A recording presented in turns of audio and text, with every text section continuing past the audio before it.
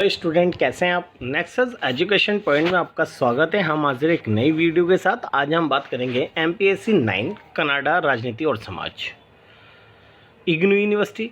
Topic है Canada में बहुसांस्कृतिकवाद की अवधारणा को स्पष्ट कीजिए।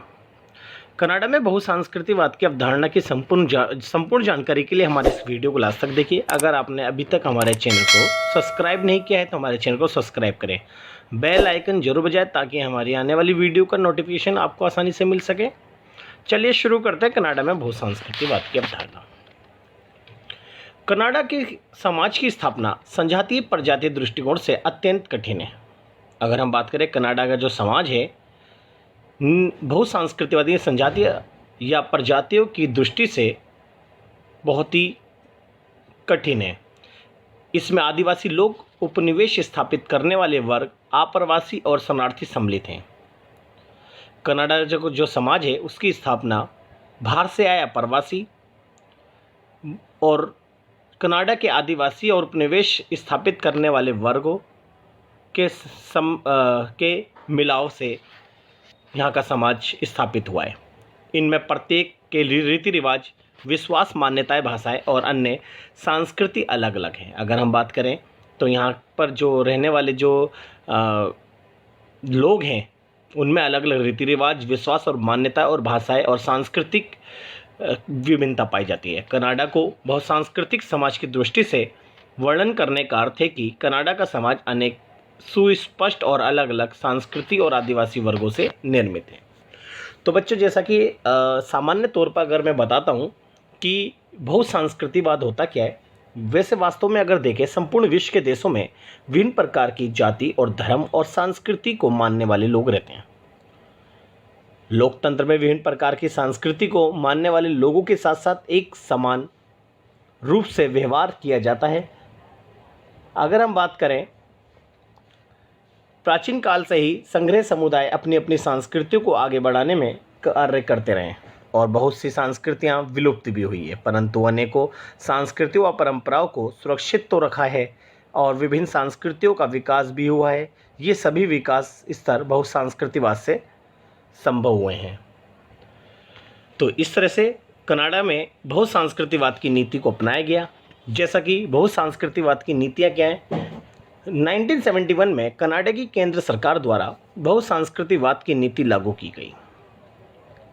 इस नीति का मुख्य उद्देश्य अलग अलग जनजातीय समूह यानी आदिवासी समूह में कनाडा के प्रति अपनेपन की भावना पैदा करना है। तो 1971 का जो केंद्र सरकार ने जो नीति बनाई थी, उस नीति का उद्देश्य यही था कि जो वहाँ के जो बहुसांस्कृतिकवादी जो लोग हैं यानी बहुत सारे आदिवासी लोग हैं, उनको कनाडा के प्रति प्रेम की भावना उजागर करना। जब इस नीति के माध्यम से जो आदिवासी लोग जब कनाडा से अपनेपन का व्यवहार करेंगे तो इससे कनाडा का समाज जो होगा वो मजबूत बनेगा। इस नीति ने उन्हें अपनी पहचान मजबूत करने का अवसर दिया। 8 अक्टूबर 1971 में कनाडा की संसद में प्रधानमंत्री द्वारा इस नीति के मूलभूत सिद्धांत को स्पष्ट किया गया और प्रधानमंत्री ने अपने संसद के अंदर 8 अक्टूबर 1971 को इस नीति को स्पष्ट रूप से बताया और इस नीति की जो विशेषताएं और इसकी जो क्वालिटी है, इसकी मूलभूत सिद्धांत है, उसको उन्होंने विस्तार से स्पष्ट किया। द्वितीय विश्व युद्ध के दौरान सांस्कृतिक विविधता नीति ने ऐसी नागरिकता को प्रोत्साहन दिया जिसने सबसे पहले देशभक्ति से जोड़ा और तब देशीकरण से जोड़ा गया। तो ये नीतियाँ जो कनाडा के अंदर जो बहुसांस्कृतिक लोग हैं, बहुसांस्कृतिक वर्ग हैं, उनको एकीकरण के सूत्र में बांधना और उनको कनाडा के प्रति प्रेम की भावना का उजागर करने के लिए विभिन्न नीतियों का निर्माण किया। 1950 के दशक के मध्य में नीति में बदलाव हुए और उनका ध्यान संजातीय पहचान और समुदायों के अनुसरण को बढ़ावा देने तथा संजातीय वर्गों के मध्य सकारात्मक एकतापूर्ण संबंधों पर केंद्रित हुआ। 1971 के दशक में बहुसांस्कृतिकवाद का उद्देश्य ये निर्धारित करना था कि सभी लोगों को उनकी प्रजाति या संजातीय मूल को ध्यान में रखे बिना सहभागिता के समान अधिकार प्राप्त होंगे। तो यहाँ पर जो 1978 के दशक में बहुसांस्कृतिकवाद के अर्थ को स्पष्ट करते हुए और उनके उद्देश्यों को स्पष्ट करते हुए ये बोला कि कनाडा के अंदर जो भी गतिविधियाँ होंगी वो सब प्रजातीय संजातीय यानी आदिवासी समूह के द्वारा ही संपन्न की जाएगी। यानी जो कनाडा का जो मूल निवासी हैं और वहाँ के जो रहने वाले आदिवासी हैं, उन दोनों की भागीदारी होने के बाद ही समान अधिकार प्राप्त होंगे। इसका मतलब सीधा तौर पर कनाडा की सरकार जो है वो बहुसांस्कृतिकवाद यानी जो संजातीय और प्रजातीय या आदिवासी जो समूह हैं उनको उन्होंने नज़रअंदाज नहीं किया और उन्होंने अपने मूल निवासियों के साथ साथ इन सभी वर्गों को समान अधिकार देने के पर जोर दिया। इसके लिए उन्होंने इन जातियों यानी आदिवासी जातियों प्रजातियों को देश प्रेम की भावना उजागर करने के लिए विभिन्न नीतियों का निर्माण करा और उनको विशेष अधिकार प्रदान करें। कनाडा में बहुसंस्कृति का ढांचा 1974 में कनाडा के नागरिक अधिनियम स्वीकार करने में, 1960 में कनाडा अधिकार विधेयक स्वीकार करने, यानी यहाँ पर जो कनाडा के अंदर बहुसंस्कृति का जो ढांचा है 1947 में कनाडा ने एक नागरिक अधिनियम स्वीकार किया। उसके बाद 1960 में कनाडा अधिकार विधेयक स्वीकार किया। फिर 1967 में सरकारी भाषा अधिनियम लागू किया। उसके बाद 1971 में बहुसंस्कृतिवाद नीति के अधिनियम के साथ निर्मित किया गया। तो यहाँ की सरकार ने एक के बाद एक 47, 60, 69 और 71 के दौरान एक के बाद एक विधेयक बहुसंस्कृति लोगों के लिए यानी आदिवासी या संजातीय वर्गों के हित के लिए इन्होंने ये नीतियाँ या अधिनियम लागू किए। कनाडा सरकार द्वारा 1978 में कनाडा मानवाधिकार आयोग की स्थापना भी की। यहाँ की जो मानवाधिकार है वो उस कनाडा के सभी जो वर्ग हैं उनमें समान अधिकार बिना किसी भेदभाव के प्रदान करने के लिए मानवाधिकार आयोग बनाया। कई प्रांतों ने भी अपने ही समानता कानून बनाए और अन्य जो कनाडा के जो अन्य प्रांत हैं उन्होंने भी इन संजातीय और प्रजातीय जो आदिवासी समूह हैं उनको अधिकार और उनके विकास के लिए भी बहुत सारे कानून बनाए। अंत में कनाडा बहुसंस्कृतिवाद अधिनियम 1988 ने कानून में नीतियों और प्रथाओं को समाहित करा, बहुसंस्कृतिवाद को ज़्यादा मजबूत कानूनी अधिकार प्रदान किया और 1991 में सरकार ने बहुसंस्कृतिवाद और नागरिकता का नया विभाग भी गठित किया, जिसका उद्देश्य जो बहुसंस्कृतिवाद को बढ़ावा देना और ये जो पिछड़ी जाति है उनको सामान्य वर्गों के बराबर या उनके बराबर में लाकर खड़ा करना इसका उद्देश्य था।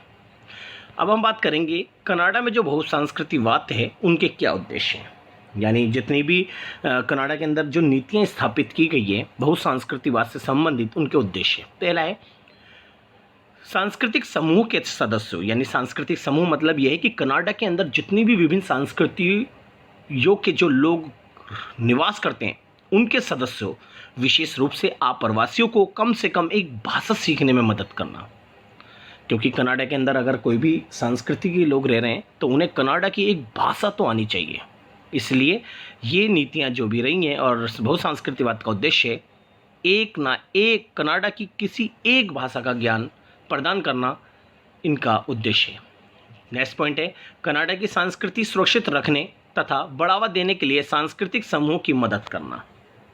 तो ये जो बहुसंस्कृतिवाद का उद्देश्य था, ये उद्देश्य ये था कि जितनी भी संस्कृतियाँ कनाडा के अंदर रहते हैं सांस्कृतिक समूह, वो एक दूसरे के आदान प्रदान को प्रोत्साहन दे, यानी विभिन्न संस्कृति एक दूसरे को प्रोत्साहन दे और कनाडा के सांस्कृतिक समूह में अंतिक क्रिया द्वारा राष्ट्रीय एकता में वृद्धि, यानी जितनी भी संस्कृति है उनमें देश के प्रति राष्ट्रीय एकता को स्थापित करना इनका उद्देश्य था।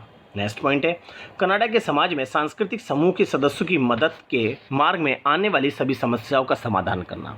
अगर बहुसंस्कृतिवाद के क्षेत्र में अगर किसी भी सांस्कृतिक समूह के विकास में अगर कोई बाधा या कोई समस्या आ रही है, उन समस्याओं को दूर करना बहुसंस्कृतिवाद की अवधारणा का उद्देश्य है। ये हमने बात करी बहुसंस्कृतिवाद के उद्देश्य की। अब बात करेंगे कनाडा बहुसांस्कृतिक अधिनियम 1988 की विशेषताएं। जैसे कि कनाडा के अंदर बहुसंस्कृतिवाद अधिनियम 1988 जो लागू हुआ था, उसका पहली विशेषता ये है कि ये अधिनियम जो है ये स्वीकार करता है कि बहुसांस्कृतिकवाद कनाडा समाज की सांस्कृतिक और प्रजातीय विविधता को प्रदर्शित करता है और अपनी सांस्कृतिक विरासत निश्चित रखने, बढ़ाने और सहभागिता करने के लिए समाज के सभी सदस्यों की स्वतंत्रता स्वीकार करता है। नेक्स्ट विशेषता है ये अधिनियम इस बोध को अंकित करता है कि बहुसंस्कृतिवाद कनाडा की विरासत और पहचान की बुनियादी विशेषता है। तो ये अधिनियम इस बात को स्पष्ट करता है कि जितने भी सांस्कृतिक समूह हैं वो कनाडा की विरासत हैं और उनकी पहचान को बनाए रखना इस अधिनियम का लक्ष्य है। नेक्स्ट पॉइंट है, ये अधिनियम कनाडा की राजभाषाओं के प्रति राष्ट्रीय प्रतिबद्धता के अनुसार कनाडा में बहुसांस्कृतिकवाद को बढ़ावा देता है और साथ ही साथ में कनाडा के अंदर विभिन्न संस्कृतियों के बीच में कनाडाई भाषाओं को बढ़ावा देना इसकी प्रमुख विशेषताओं में आता है। नेक्स्ट है, ये उन समस्याओं के अस्तित्व को स्वीकार करता है जिनके सदस्य कनाडा के मूल के हैं, जिनका कनाडा के समाज में अपना ऐतिहासिक योगदान है, और ऐसे मूल निवासियों को, कनाडा के मूल निवासियों को प्रोत्साहन देना बहुसांस्कृतिकवाद की प्रमुख विशेषता है तथा उनके विकास में योगदान देना। नेक्स्ट पॉइंट है, ये कनाडा के समाज की विभिन्न संस्कृतियों की मान्यता और महत्व को मजबूत करता है और उनकी संस्कृतियों को अभिव्यक्त करता है। तो ये बहुसांस्कृतिकवाद के माध्यम से कनाडा के समाज में जितनी भी संस्कृतियां हैं वो अपनी मान्यता और उनके अपने महत्व को मजबूत करने और अपनी संस्कृतियों को अभिव्यक्त करने का मौका प्राप्त होता है। इस प्रकार हमने जो बहुसांस्कृतिकवाद के बारे में बात करी, ये बहुसांस्कृतिकवाद की अवधारणा है और ये नीति इस विश्वास पर आधारित है कि कनाडा समाज के तहत अलग अलग संजातीय समूह की सांस्कृतिक पहचानों के समर्थन के साथ उनकी सुरक्षा और मजबूती प्रदान करें। तो ये आप बहुत अच्छे से कर लीजिएगा, आपका मोस्ट इम्पोर्टेंट टॉपिक है। अगर आपको हमारी ये वीडियो अच्छी लगी हो तो हमारे चैनल को सब्सक्राइब करें, लाइक कमेंट शेयर करना ना भूलें।